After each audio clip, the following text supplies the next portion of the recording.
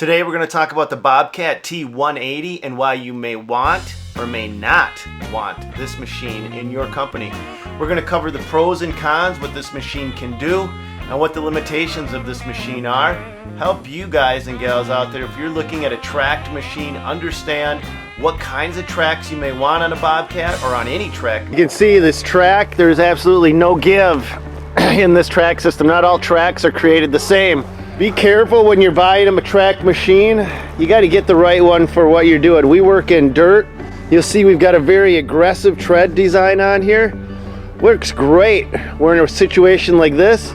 But if you go to get on snow or ice, this machine doesn't move. And when you get on hard pavement and you're trying to plow with a machine like this, forget it. You're going to have a difficult time moving, and you're going to have one hell of a sore back when you're done, right? Yep, and then doing cleanups on a road or something, you'll scrape it down, and then you'll knock all the stuff off your tracks, and you got to go back and clean it up, and you'll always end up knocking more off the tracks. It's really tough to get all the stuff out of there if you're trying to clean up a street with it. So yeah, there is a track design that has a floating track design where it goes up and down, and it has a little more give in it, and then the tread design on the track itself.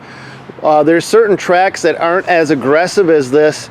They're a little flatter, but they give you better gription in the snow, where you can actually drive up on the snow piles. You want to drive on a snow pile and this thing, forget it. Although it's great for floating in mud and great for grading and leveling, you're not going to do much else with this particular track system. So make sure that you pick the right track system for how you're going to be using it. It's kind of a big thing.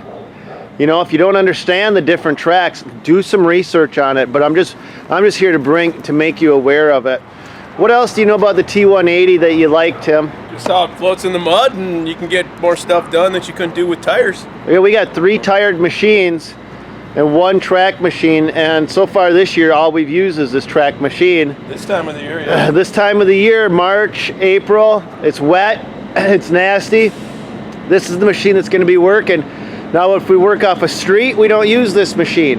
We don't like to use this machine when we work off a street and going into a site, simply because those tracks are more expensive than a set of rubber tires and less forgiving when you're bouncing over a curb.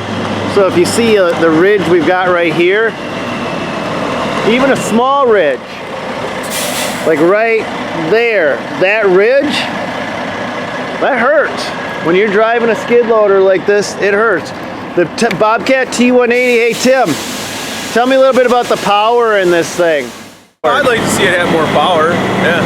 Yeah, I feel that the T180 in particular could benefit from having a little bit more power, but that's why they call them a T190. Yeah, true. That's why they call it a T190.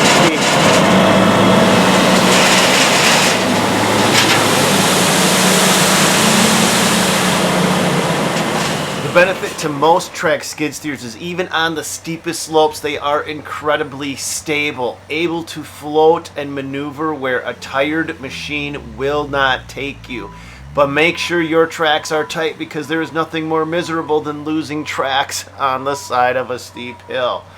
But as you can see in this picture, these machines can go where no tired machine can.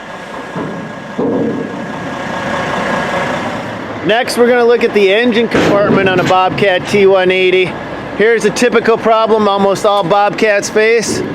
These lights pop out. I'm surprised both of them are still in. Hey Tim, did you do any maintenance on this T180 to keep both lights in? This one is dirty, but here's the back side of this T180. Did you put the light back in? Maybe, I don't know. I'm just guessing it had to be out, right? Yeah, they usually pop out. What I like about this one is the fuel system is sealed inside, and you can lock this back door, keep it safe. So there's your fuel system.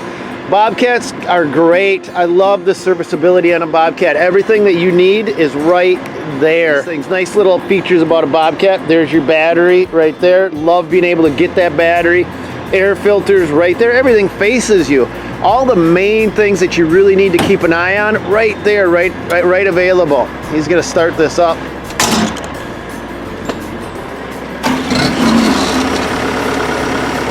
A lot of good things about these Bobcat T180s. Bobcat T180 is a great little dirt machine. It could benefit from a little bit more power, and it would be nice to have a little bit more forgiveness in the track situation.